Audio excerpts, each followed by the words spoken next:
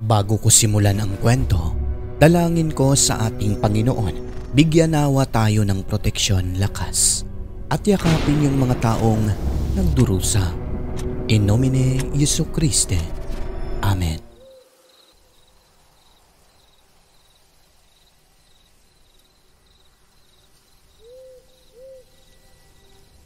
Hi Sir Alex, ako nga pala si Rosario. Nandito ulit upang ibahagi ang iba pang kwentong katatakutan na hango sa tunay na buhay.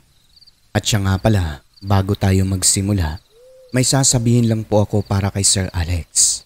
Sana sir, hindi mangyaring bumitaw kayo sa channel dahil marami pa po kaming ibabahagi sa inyo na mga tunay na kwento. Ginawa na po naming pampatulog ang programa nyo at lahat po ay napakinggan na. Inuulit-ulit pa rin talaga namin sir, sa kadahilan ng masasabi naming legit ang mga kwentong nakakarating sa iyo. Yan din ang isa sa dahilan kung bakit dito namin napiling i-share ang mga stories sa inyo. Kaya sir, sana huwag kayong panghinaan ng loob. Nandito lang po kami nakasuporta sa inyo. Pasensya na at napahaba po ang aking intro. At eto na nga po, magsisimula na tayo.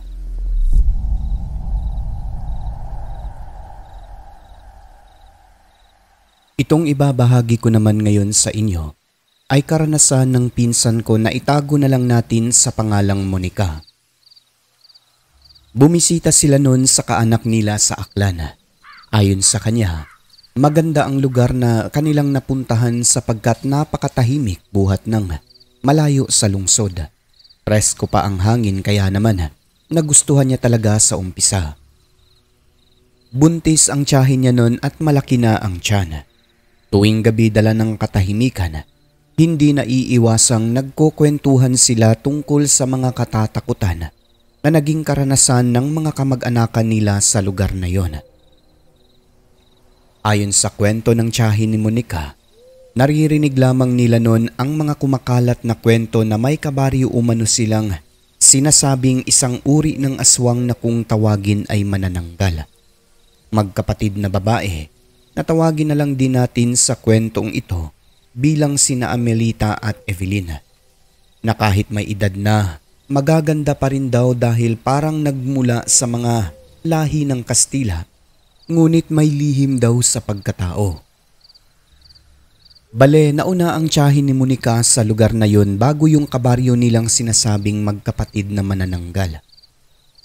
Ang nakakapagtaka pa, kada linggo ay nagsisimba raw ang mga ito, Sir Alex. Napakarelihiyosa ng dalawa, nakikinig sa mga salita ng Diyos at tinatapos talaga ang misa. Subalit hindi raw kumakain ng tinapay sa simbahan o yung banal na komunyon. Yun ang isa sa nakikita nilang kahina-hinalang kilos na parabang may lihim talaga sa pagkatao ang dalawang ito na parehong malamistisa ang anyo. Binalaan si Monica ng kanyang tiyahin na huwag masyadong maggala sa lugar nang sila-sila lang. Huwag basta-basta kumain kung saan-saan lalo na kapag inalok at hindi mo naman kilala ang tao. Pagkatapos ay mag-ingat sa mga binibili kahit tubig lang yan. Sa kadahilan ng kung minsan may mga manglalason daw sa lugar na hindi makatulog at nangangati pa ang katawan kapag hindi makapambiktima ng kapwa. Ang masaklap, kapag mahawaan ka ng pagkaaswang. Si Monica naman habang nakikinig ay natakot din talaga kasi seryosong nagsasalita ang kanyang tiyahin. At isa pa, hindi kalayuan mula sa kanilang tahanan ang bahay nung sinasabing mga aswang na mestiza. Pero ayon sa kanyang tiyahin, hindi naman daw nananalo ng kapitbahay o kabaryo ang magkapatid. Kwento nila, lumilipad daw ang mga ito papunta sa ibang lugar, Sir Alex, na kung saan ay malalayo na talaga upang hindi mabisto. Siyempre doon malamang maghanap ng kanilang makakain o kung anumang gawin upang masatisfy yung pangangailangan nila bilang mga magagandang manananggal. Subalit paano naman nalaman ng tiyahin ni Monica na mga aswang at nakakalipad ang magkapatid? Ganito po kasi yan. Unang kaganapan, ang tatay ng tiyahin ni Monica o lolo niya rin ay isang magsasaka. Mayroong mga pananim tulad ng mais at palay at tuwing gabi ay umiikot ito sa taniman. Marami siyang nalalaman na kwento lalo pat lumaki rin sa lugar na kung saan maraming sinasabing aswang. So eto na nga po. Isang gabi noon habang naglalakad siya papunta sa kanyang maisan, maya-maya ay nakarinig ito ng pagaspas ng pakpak na paikot-ikot na lumilipad sa ibabaw. Pero take note sir, hindi pagaspas na tulad ng naririnig natin sa mga kwento na parang sa paniki, kundi maihahalin tulad umano sa isang insekto na sa lagubang. Ang pagaspas nito ngunit malakas. Ganun ang naririnig ng lolo ni Monica. Hindi niya makita kasi napakadilim ng gabi na yon buhat ng patay ang buwan. Pero ramdam niyang malaking nilalang ang paikot-ikot sa itaas. Sa isip-isip niya, isang uri ng aswang. Hinayaan niya lang ito, hindi pinansin at hindi rin naman nakaramdam ng kahit na konting kaba sa kadahilan ng meron siyang hawak na karit nun. Nagpatuloy lang sa paglalakad ang matanda pero maya-maya pa nabatid niyang naging dalawa umano ang nagpaikot-ikot na lumilipad sa ibabaw kung kaya sa puntong yon ay alerto na ang lolo ni Monica.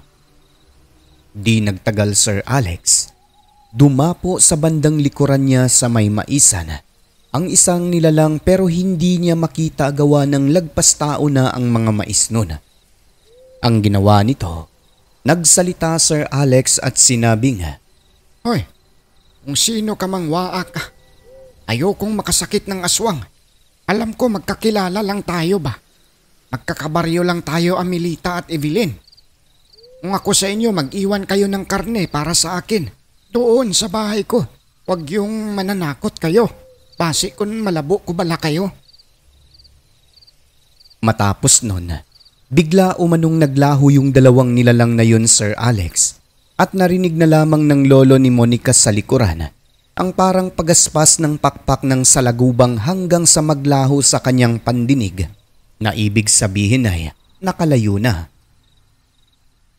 So pagka-uwi ng matanda, laking gulat nito sir dahil sa may upuan sa gilid ng bungad ng kanyang pinto, merong isang karne na iniwan. Napaka-presko ng karne na yon at hindi malaman ni lolo kung anong klaseng karne ng hayop. Basta kinuha niya ito pero hindi kinain sa halip ay binaon sa lupa. Nang dahil sa pangyayari, hindi nagkamali ang lolo ni Monica sa hinala nitong ang kabaryong si Amelita at Evelyn ang aswang na sumunod sa kanya sa maisan sapagkat nakinig ito sa kanyang sinabi na mag-iwan ng karne. Kung ibang aswang yon, hindi sana sumunod sa kanyang salita, di ba? Matapos ang pangyayari na yon, kapag nagkakasalubong sa daan o minsan sa simbahan, umiiwas daw sa lolo ni Monica ang magkapatid. Isang palatandaan na sila nga yung aswang na minsang sumunod sa matanda sa taniman at nag-iwan pa ng karne sa kubo. At eto naman ang ikalawang kaganapan Sir Alex kung paano nadiskubre ng mga kamag-anak ni Monica na aswang itong dalawang kabaryo nila na parang mga mestiza. Yung isang tiyuhin ni Monica ay sundalo. Itago na lang din natin sa kwentong ito bilang si Mando.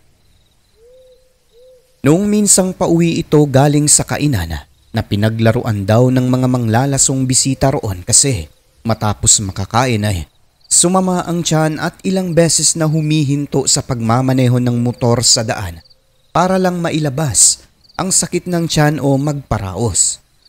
Siya ang isa sa nakasaksi sa isa sa magkapatid na pinaghihinalaang manananggal na si Evelyn. Ganon na nga po Sir Alex. Ayon sa kwento nito, maliwanag ang buwan ng gabi na yon. Klaro mo talaga kapag may taong maglalakad sa daan.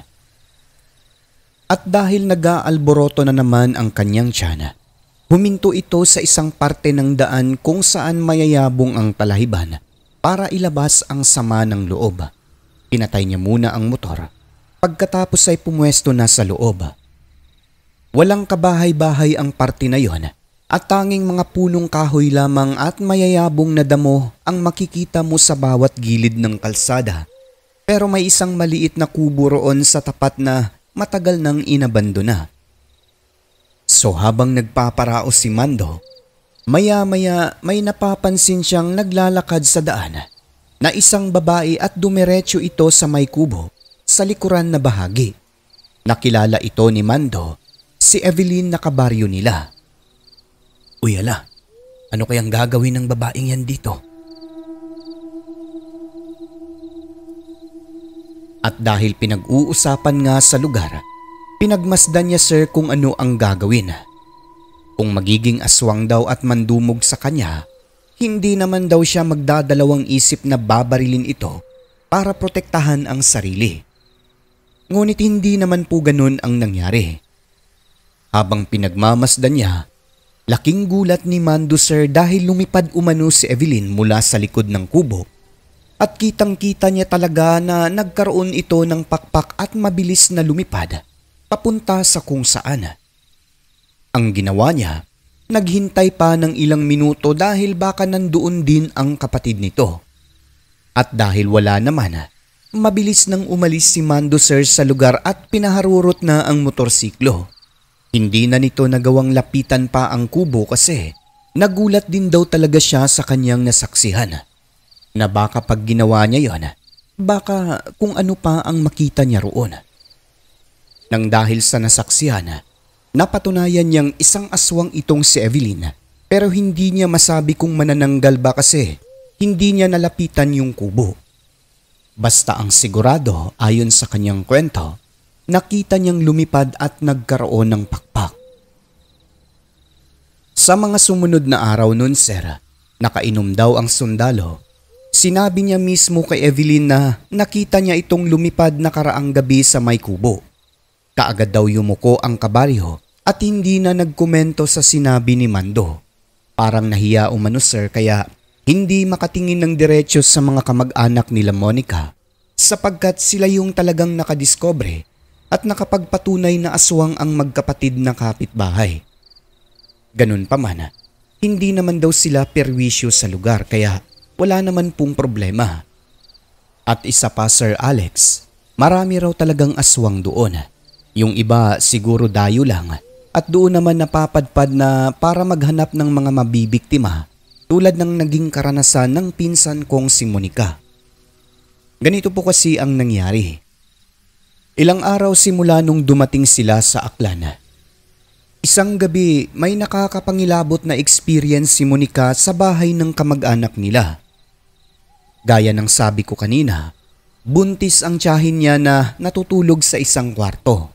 Sa kabilang kwarto naman si Monica kasama ang isang pinsan na babae rin. At yun na nga, pareho na silang natutulog.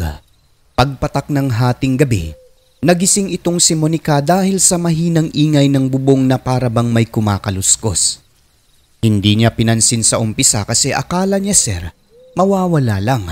Na pag-aakala niya ay butiki lamang o kaya'y daga na gumagawa ng ingay. Kaso makalipas na lang ang ilang minuto ay hindi pa rin tumitigil kung kaya natakot na si Monica. Hindi niya nagawang gisingin ang pinsan sa pag-aalalang baka marinig daw siya ng nilalang na tingin niya ay isang aswang na noon ay nasa bubong. Hanggang sa maisipan niyang magdasal Sir Alex. Sa umpisa paulit-ulit niya umanong inuusal ang panalangin na Ama namin. Subalit hindi niya ito matapos-tapos bunsod ng parang may humahadlang daw sa kanyang isipan kung kaya nadidistract siya. Ngunit pinilit niyang i-concentrate yung mga panalangin hanggang sa nagawa niya nga po ito sir at natapos. Kasunod nun, nagdasal din po siya ng sumasampalataya. Sa maniwala kayo o hindi, may nahulog na mabigat na nilalang mula sa bubong ng bahay, diretso sa mga bulaklak at mga paso ng tiyahin ni Monica, kung kaya nagkabasag-basag ito. Doon lamang nagising ang ibang kasama sa bahay kasi akala nila may nambabato. Pagkatapos nun ay nakarinig na lamang sila na may lumipad palayo hanggang sa maglaho pero take note sir.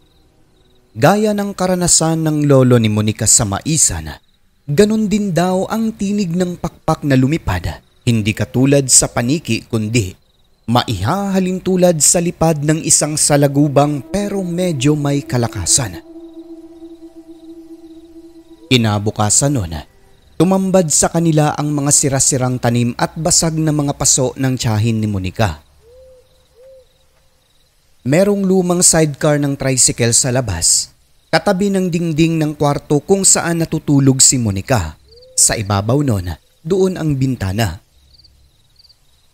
Napansin nila sa bubong ng sidecar, sir, sa alikabok, na merong apak ng paa na di nila mawari kung anong klaseng hayop. Basta malaki umano ito na parang katulad sa isang manok. Subalit, sinlaki ng paa ng tao. Tingin nila ay paa ito ng isang aswang na pumwesto muna roon sa pagnanais makapuslit bago lumipat sa bubong. Hindi naman basta-basta makapasok sa bintana kasi secure din naman talaga kahit papaano.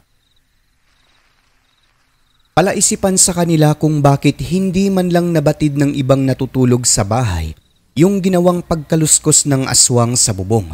Siguro may mga usal na ginawa upang hindi marinig ng iba maliban sa kanyang biktima. At ang isa pang pinagtataka nila nun, Sir Alex, bakit daw sa kwarto ni Monica pumwesto ang aswang nasa kabila naman yung buntis? Tingin naman nila nun, si Monica talaga ang pakay ng nilalang kasi nga dayo lang siya sa lugar. Ganun daw minsan, sir, kahit hindi ka buntis basta't dayo ka lalo na sa lugar na talamak ang aswang, asahan mong may bibisita sa'yo. So ayun na nga po, nilagnat si Monica matapos ang karanasan niyang yon. At dahil pabalik-balik ito, nagpa-check up sila sa doktor. Normal lang naman daw, dala lang ng pagod at magpahinga lang tapos inuman ng simpleng gamot sa lagnat. Ngunit makalipas pa ang ilang araw sa kadahilan ng bumabalik-balik pa rin talaga ang lagnat. Sa puntong yun, sinubukan nilang magpunta sa isang manggagamot. Pagdating doon, ang gamit daw nito, sir, ay itlog lamang ng manok. At habang dinadasalan, ilang sandali ay dinikit sa kanyang noo pagkatapos ay hinimas ng dahan-dahan. Maya-maya ay biniak na ang itlog sa bowl at dooy nakita ng manggagamot na meron daw mga kalmot sa katawan ni Monica na gawa ng isang aswang. Nakursunadahan daw siya kasi dayo o bisita lamang sa lugar. Hindi naman masabi ng dalaga kung tunay ba ang sinasabi ng manggagamot kasi silang nanunood ay wala naman daw pong napansin na kakaiba sa laman ng itlog. Pero sabi ng manggagamot, yung itlog ay umiiba raw ang kulay kapag biktima ka ng lason o pambabarang. At dahil hindi naman ganun ang naging resulta, simpleng nakursunadahan lang daw si Monica ng aswang. Matapos ang gamutan na yon, nawala ang lagnat ni Monica na parang himala. Bumalik ang kanyang sigla sa pangangatawan hanggang sa makauwi sa kanilang lugar.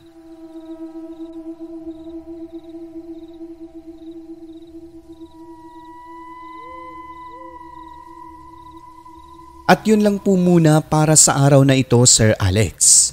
Sa susunod, ibabahagi ko naman ang karanasan ng aking kapatid na lalaki kung paano siya nakasilay ng aswang na humigit kumulang ay isang dangkal lang ang pagitan.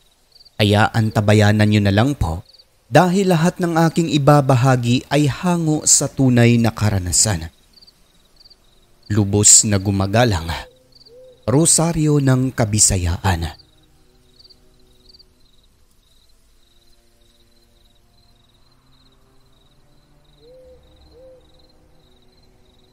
Ang mundo ngating ginagalawan, nababalot ng kahiwagaan na tanging ang Diyos lamang ang siyang may kasagutan. Ako po si Alex. Magandang gabi.